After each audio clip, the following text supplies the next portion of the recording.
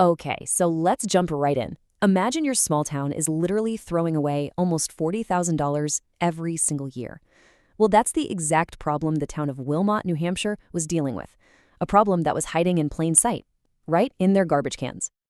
And it all boiled down to this one really puzzling question.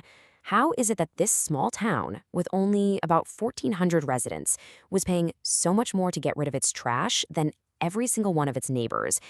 Something just wasn't adding up. And a few really dedicated folks decided it was time to get to the bottom of it.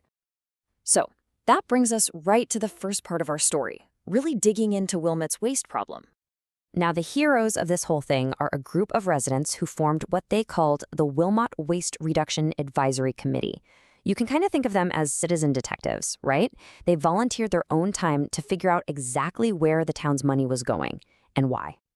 So, if you're going to start an investigation like this, where do you even begin? Well, they decided the best place to look was outward. It was time to uncover the secrets of their neighbors. Their game plan was actually pretty simple, but brilliant. They just hit the road.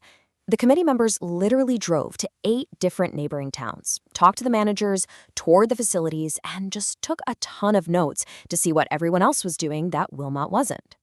And boom, right away, they found their first huge clue. Look at this. On the left, you see Wilmot only recycled 2 things, aluminum and textiles. Meanwhile, every single one of their neighbors on the right was recycling cardboard, paper, plastic, glass, and metal. The difference was just, wow, it was night and day. They also found another key difference, and it was in the town's swap shop. Wilmot's was completely outdoors, totally exposed to rain and snow. And you can guess what happens, right? Most of the donated stuff just got ruined and ended up in the trash, which cost the town money. All of their neighbors, on the other hand, had their swap shops indoors, nice and protected. So these physical differences were just the tip of the iceberg. The real story, as it usually does, came down to the money. And that brings us to Section 3. Let's follow the money. Okay, just take a look at these numbers. They're pretty wild.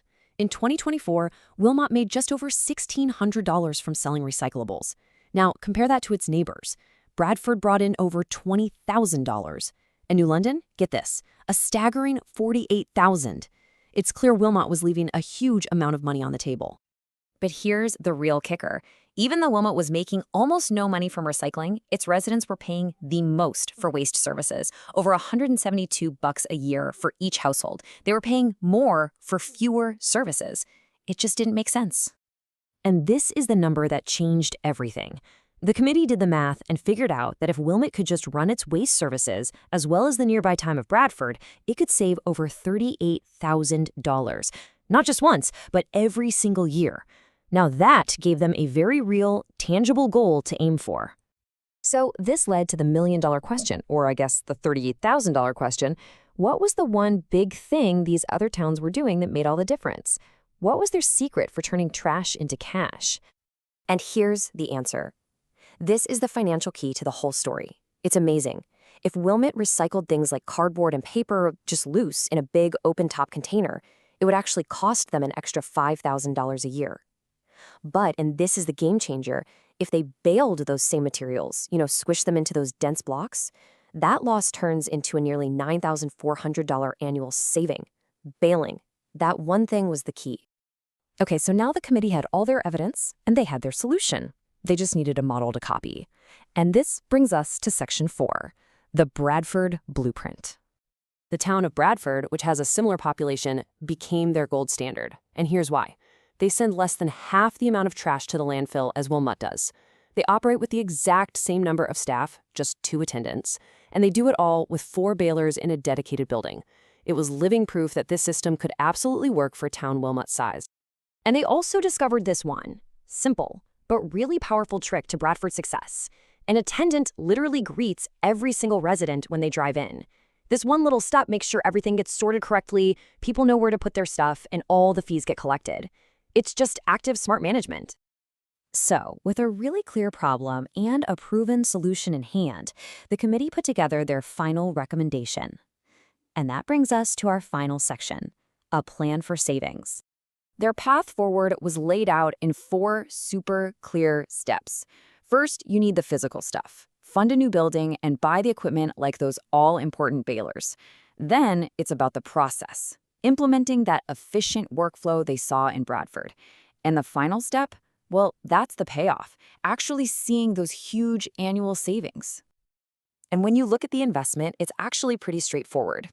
The total for all the equipment is just $62,000. As you can see, the biggest chunk of that is for the balers. They're the heart of the whole operation. You add in a skid steer to move the bales around in a scale, and that's it. It's a very clear, targeted investment. You know, the best part is that the return on that investment is so much more than just money. This new building would also give them that protected indoor swap shop, a permanent spot for collecting styrofoam, and it would just make the entire site safer and run more smoothly. It's a total win-win-win. So why does all this really matter? Well, the committee's investigation wasn't just about saving a few bucks. It was about community pride and responsibility. And I think this is summed up perfectly in this quote from James Larkin, who works at a neighboring transfer station.